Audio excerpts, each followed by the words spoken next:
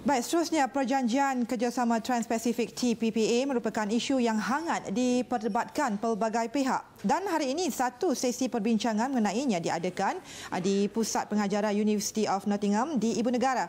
Dan untuk laporan lanjut, kita terus sahaja bersama rakan tugas Hafiz Marzukhi. Hafiz.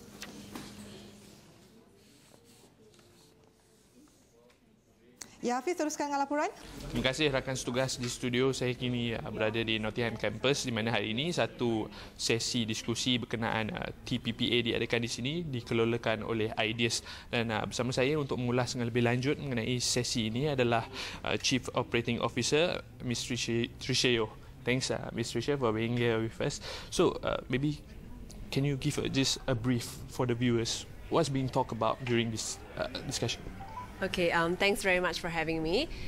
This morning we're going to have with us someone from the US trade representative. So his name is Ambassador Froman, and he's coming from the US to, I suppose, give a perspective from the US on this much debated Trans-Pacific Partnership Agreement, TPPA, which Malaysia has been negotiating for many months now.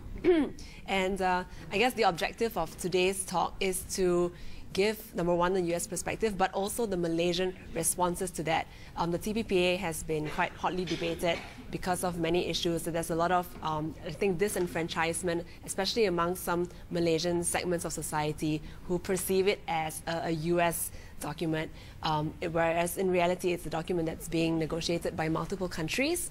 Some of the issues that I think will be discussed today will be especially on state-owned enterprises, which have been debated because many of the GLCs in Malaysia have actually been quite publicly opposed to the TPPA. Secondly, I think it's on intellectual property and whether this is going to have an impact on, say, the prices of medicines, which some of the protesters have been talking about. Third would be on issues of transparency in public procurement, because I think these are the main chapters that have been embroiled in some kind of disagreement from the local segments of society. So am I right in saying that this would somehow the pros and cons of TPPA in general?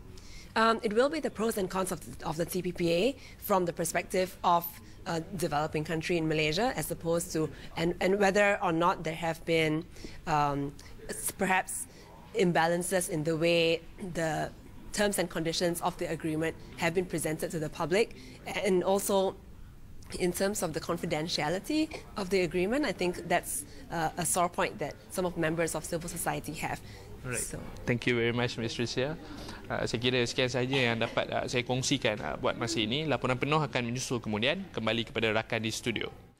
Baik, terima kasih Hafiz dengan laporan yang diberikan. Pastinya seperti yang Hafiz katakan tadi, laporan penuh akan dibawakan dalam buletin Awani yang seterusnya.